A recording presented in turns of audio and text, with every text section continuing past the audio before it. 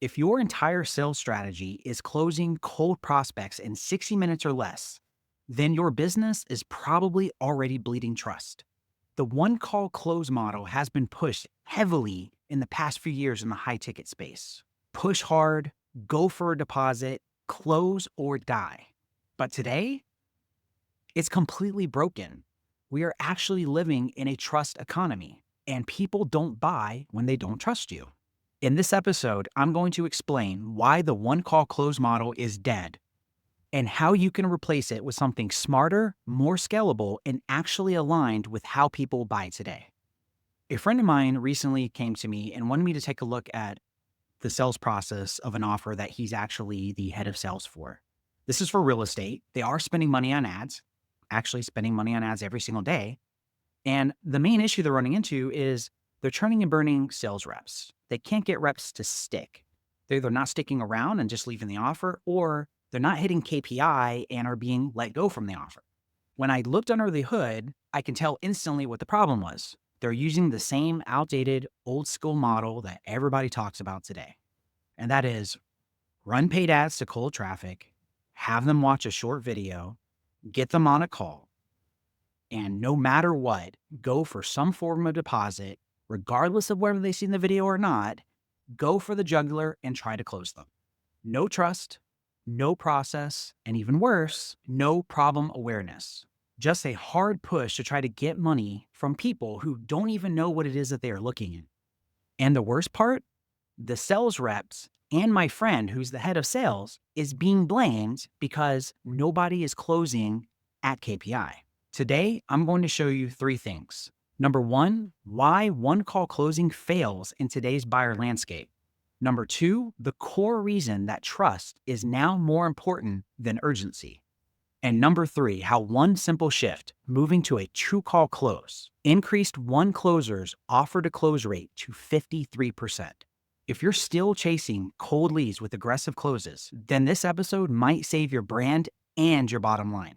My name is Dylan Starr, and this is Sell for Scale. Okay, so I am very passionate about today's episode. This has been a long time coming. I see this issue going on in the space over and over again in so many industries, B2C and B2B included. And it is just not only ruining branding reputation, but is hurting so many possible deals that could have turned into revenue just because they weren't willing to be patient and earn the trust of a prospect. I went to see what was going on with this offer and take a look at their sales process and everything that they were doing. In their defense, they were doing everything that they were being told to do by another organization that they had hired. So they were following the process and the system literally to a T. And the beliefs that were being instilled into this organization were more calls equals more offers, and more offers equals more closes. This statement could not be further from the truth. Reason being is because when you spend all your time making offers to anyone and everyone, regardless of whether or not they are qualified, then you not only kill trust, create uncertainty, but you also run the risk of getting terrible clients into your organization. And the moment I went through and saw the objections that was going on from reviewing calls, it was the same things that kept coming up over and over and over again. Now, if you've been following along with this podcast, you know from previous episodes what my favorite frame is to use. If you guys have been up to date and you've been listening to the episodes, you know it's the qualify frame. If you have no idea what I'm talking about, please go back to previous episodes and listen to these episodes in order so you are caught up. Now, when you are running cold ads to cold traffic and you're getting people who have never heard of you before, know nothing about your methodology, nothing about you or your process, they are just absolutely cold. They saw an ad, a headline kind of hooked them in, and they're like, oh, I'm someone interested in this. And then they go and book a call. Well, when they show up and they literally don't know anything, it's really hard to use a qualify frame. I mean, think about it. How can you dangle a carrot in front of somebody and make them qualify themselves to you when literally the words coming out of their mouth is, I don't even know what this is?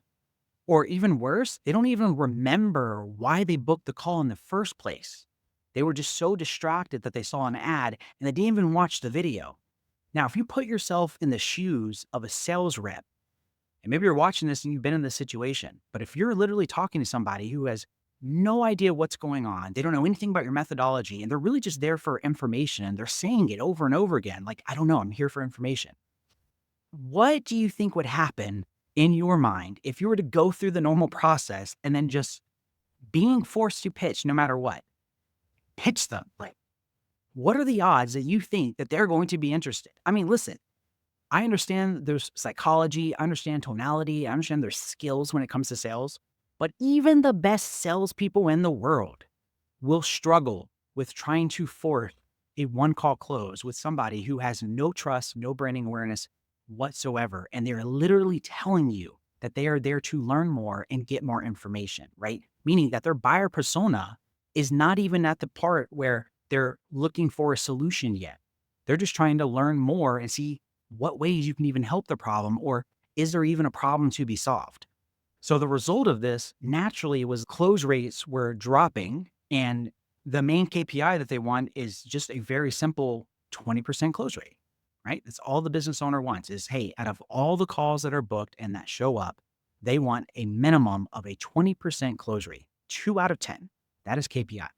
But because customer trust was so non-existent, people could not hit that on a consistent basis. So here's what's interesting. I have another guy who I am training, funny enough, sales rep, who recently got picked up for a B2C offer. And lo and behold, the organization that is helping the business he's in is the same organization telling this real estate offer that more offers equals more closes. And guess what they're telling them to do? If you guessed, run cold traffic to an audience and go for a one call close, ding, ding, ding, you guessed correctly. Here's what's interesting. He came to me and he said, listen, I keep hopping on all these calls. And the first thing they say is, I'm just here for more information. He's like, what do I do? And I said, well, here's what I want you to do. I want you to treat that first call almost as if you're trying to build rapport, build trust, understand their needs, and think of it as if you are the VSL. Because what was happening was a lot of people were coming through and they really weren't watching the video anyways. And they had like so many questions and they were just cold. So I put him in the mindset of like, why don't you just become the VSL? And here's one rule. Do not pitch them on the first call, period. He's like, okay, cool. So then what do I do? I said, awesome. Once you're done and you understand their pain points and you feel like they are qualified for this offer, I want you to then send them videos and homework and give them stuff to watch and nurture that will address whatever it is their concern was, right? You have unlimited content, send them whatever the heck you think is relevant. If it has to be the normal webinar VSL, then whatever, send it to them. So that's what he did. He switched to a 2-call process. First call, connect, qualify, understand needs, and set expectations. Then homework in between, give them videos to watch. And finally, hop on the second call. On the second call, then and only then do you make the offer. That change alone got him to a 53% offer to closing ratio. 53%. His total close rate of live calls, that means even if he's not making offer to people, they show up to a call, his overall show rate to close rate, offers aside, was 33%. He's not only the number one closer on the team now, but he has the most cash collected.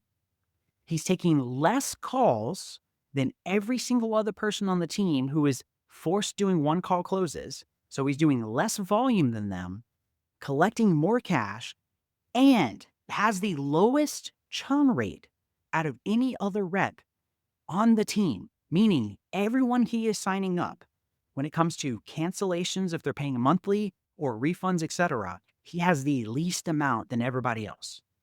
So just to put that into perspective, every other rep on his team is working more hours than him, trying to force one call closes, are getting burnt out, just handling all these objections and going for the jugular.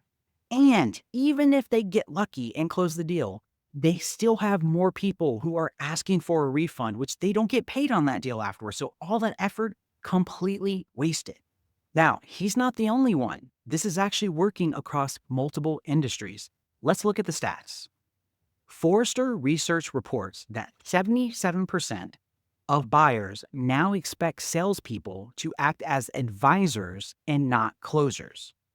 A study by Trust Radius found that 71% of B2B buyers say they rely heavily on self-education and research before ever buying, meaning cold leads need time to warm up.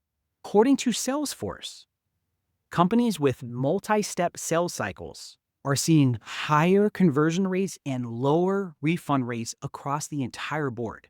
People don't buy when they feel pushed. They buy when they feel seen, heard, and understood. So listen, the data tells a very clear story. Buyers want more control, more context, and more trust. The old pressure close into a one-call situation just creates buyer remorse, churn, and frustrated sales reps. And here's what will happen if you do not adjust. Your prospects will feel like they're ambushed. Your reps are going to be completely frustrated and ready to leave. And you're going to burn through your ad budget without getting any results.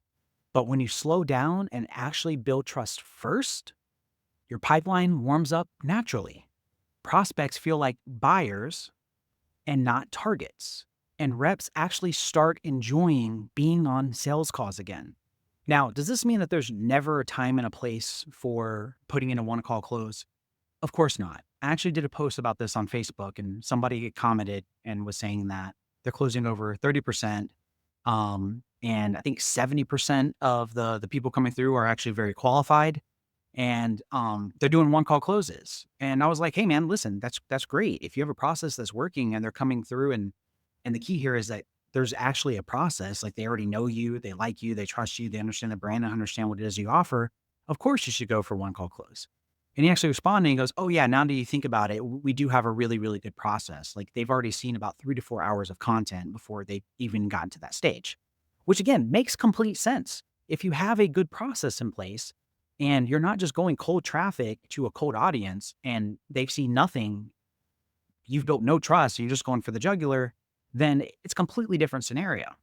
But I want to give you a simple, modern framework for trust-based selling in a high-ticket environment. Step 1, discovery always comes first. Use the first call to ask smart questions, build rapport, and clearly frame the offer as a mutually fit conversation, not a pitch. Step 2, trust bridge. Send a few short videos between calls, case studies, client testimonials, and a short explainer video on whatever your unique mechanism actually is. Let the prospect self-educate and pre-frame the next call. Step 3, second call close. Now they've actually had time to reflect and absorb the information. This is when you finally present the offer, of course, based on their needs, and make it easy for them to say yes. It's not a slower process. It's more strategic, and it works because it respects the buyer's timeline while maintaining control the entire time. If you're caught up on these episodes, you may remember in a previous one, I talked about a friend of mine that has an agency, and we went through and we did an entire sales audit. After doing the audit and refining some of the process, he is actually now doing a 2-call close. And guess what? Out of the first 3 calls that he has had, he has closed 100% of them. All 3 calls were super qualified prospects, and every single one of them wanted to work with him. He didn't even go deep into their needs, their desires, their goals, any of that stuff. He literally just built so much trust and rapport and did such a good job on auditing their ads and their process and showing them a solution in his actual proposal that it fit their needs perfectly. And some of them didn't even need to hop on to the next call. They actually just emailed him back and were like, hey, how do we sign up? We're ready to go. That's the power of a good process, building trust, and also not burning the lead by just trying to go for the jugular immediately. So here's what I want you to do. Look at your current sales calls. Are you forcing the close too soon? Next, I want you to try moving one of your next calls into a two-call process, just as a test. See what happens. Use the first call to listen, and then use the second call to lead. Test it and watch what happens. Have you experimented with a two-call process yet? I'd love to hear about it and know what actually happened, so just shoot me a DM, tag me, or message me directly. And if this episode challenged your thinking, then hit subscribe and share it with somebody that you know is still stuck in the old model of doing one-call closes. So next week, we're taking this a step further. If you've ever wondered how to compensate your sales reps in a way that drives performance but also doesn't risk burnout, then you're going to want to tune in to the next episode. I'm going to be breaking down my favorite compensation model that is designed to keep reps motivated, consistent, and loyal to the brand. See you on the next one.